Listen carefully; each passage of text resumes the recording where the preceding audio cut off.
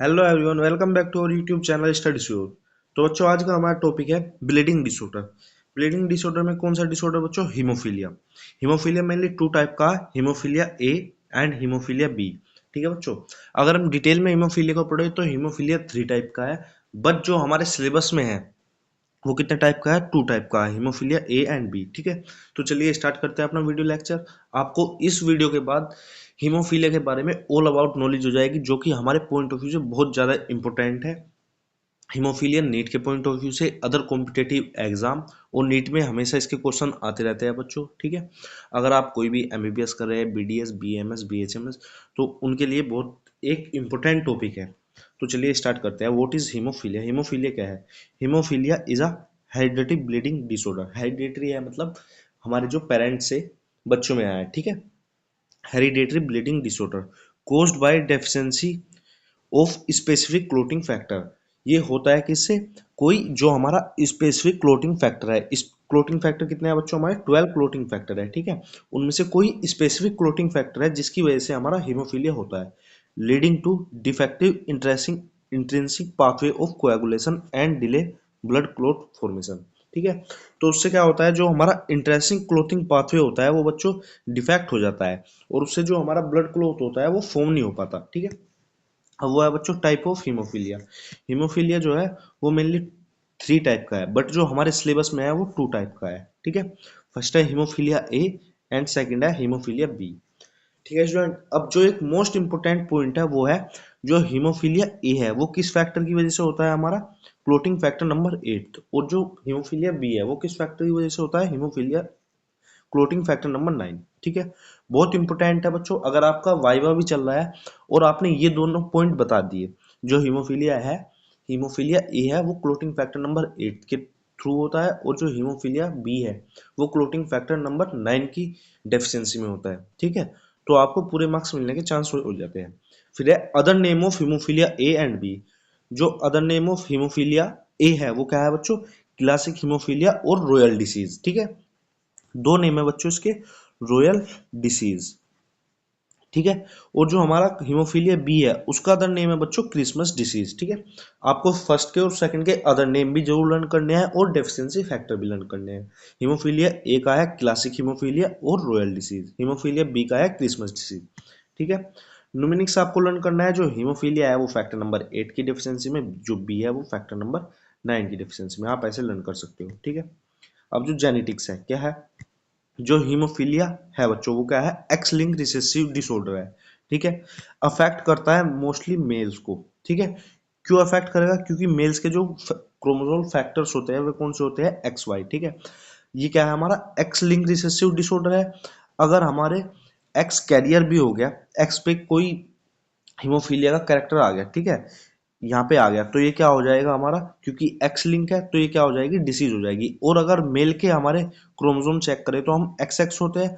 अगर एक chromosome affect भी हो गया तो दूसरा क्रोमोसोम खाली है, तो उससे क्या होता है? ये फीमेल मोस्टली क्या होती है बच्चों? कैरियर होती है। ठीक है, फादर से सन में डिसीज नहीं जाती, क्योंकि अगर आप क्रॉस करा के देखोगे और हमारी 4 जनरेशन बनेगी तो फादर से एक्स क्रोमोसोम जाता है। ठीक है, और एक क्या जाता है? वाई क्रोमोसोम जाता है। ठीक है स्टूडेंट्स, तो अगर एक्स गया तो फीमेल पे जाएगा, और अगर वाई गया तो मेल पे जाएगा, बट मेल पे क्या होगा? कोई भी डिसीज नहीं जानेगी। ठीक है, कैरियर मदर से 50% सन अफेक्टेड होते हैं, क्योंकि मेल्स के अंदर एक एक्स क्रोमोसोम होता है, और अगर एक्स क्रोमोसोम कैरियर वाला चला गया मेल के अंदर तो वो क्या हो जाएगा? अफेक्ट हो जाएगा। ठीक है, gene for factor 8 and 9 are on X chromosome. ठीक है, कहाँ पे होते हैं? ये हमारे एक्स क्रोमोसोम पे होते हैं।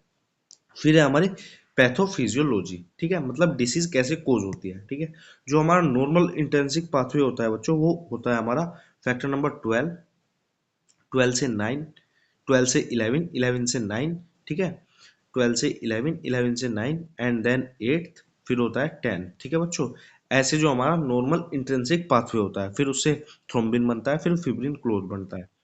ठीक है स्टूडेंट्स, तो आपको ये लर्न भी करना है। ये क्या है? हमारा नॉर्मल इंटेंसिक पाथवे है।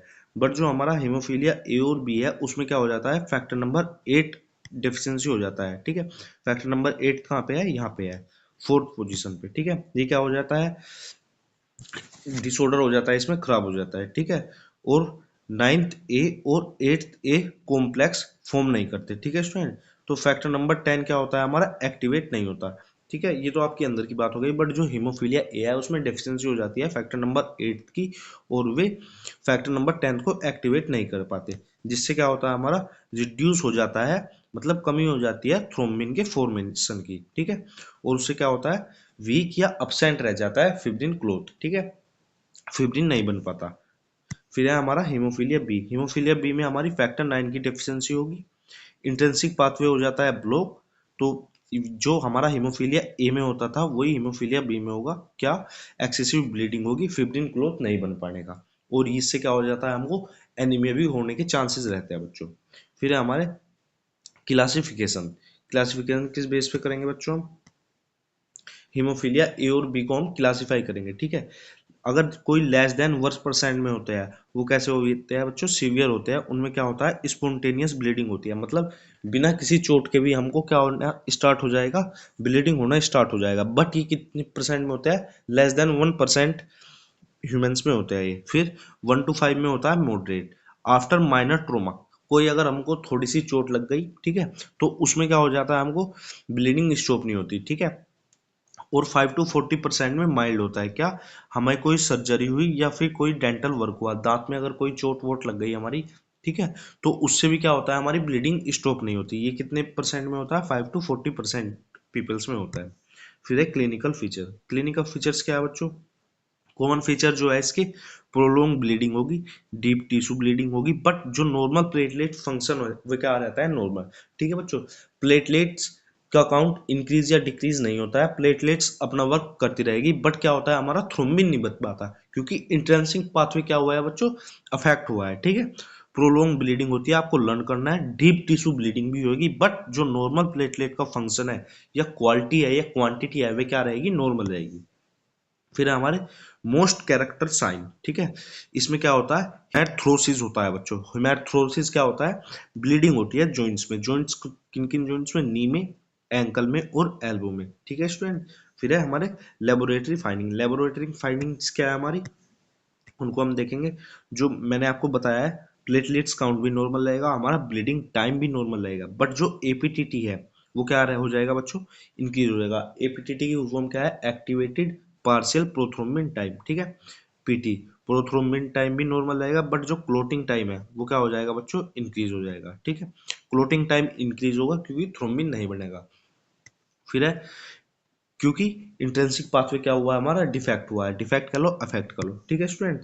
फिर है कन्फर्मेटरी डायग्नोसिस। हम डायग्नोसिस कैसे करेंगे, फैक्टर 8 का क्या करेंगे, टेस्ट कराएंगे जिससे हीमोफीलिया होता है, फैक्टर 9 का टेस्ट कराएंगे जिससे हीमोफीलिया बी होता है, और जेनेटिक टेस्ट कराएंगे, ठीक है, कि हमें पेरेंट्स से आया है, जेनेटिक पेरेंटल डायग्नोसिस पॉसिबल। फिर है 9th है हमारा treatment, special factor, specific factor replacement. हम क्या करा सकते हैं बच्चों, जो हमारे फैक्टर है, फैक्टर नंबर 8 और फैक्टर नंबर 9 भी क्या करा सकते हैं, हम रिप्लेसमेंट करा सकते हैं, ठीक है।